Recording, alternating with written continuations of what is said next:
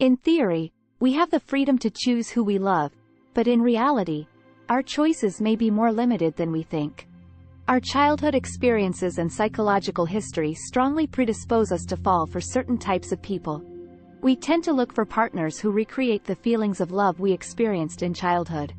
However, the love we experienced in childhood may have been intertwined with painful aspects, such as a feeling of not being good enough or a love for a fragile or depressed parent. This predisposes us to look for partners who feel familiar, even if they are not necessarily kind to us.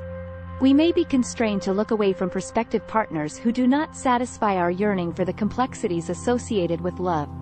We may describe someone as boring or not sexy when in truth, we mean they are unlikely to make us suffer in the way we need to feel that love is real. It is common to advise people to leave tricky candidates and find someone more wholesome. However, this is often practically impossible and theoretically appealing. Rather than aiming for a transformation in the types of people we are attracted to, it may be wiser to adjust how we respond and behave around the difficult characters whom our past mandates we will find compelling. Our problems are often generated because we continue to respond to compelling people in the way we learn to behave as children around their templates. We cannot magically redirect the wellsprings of attraction. However, we can learn to react to desirable candidates in a more mature and constructive manner. There is an opportunity to move ourselves from a childlike to a more adult pattern of response in relation to the difficulties we are attracted to. We are likely with somebody who triggers our desires and our childlike defensive moves.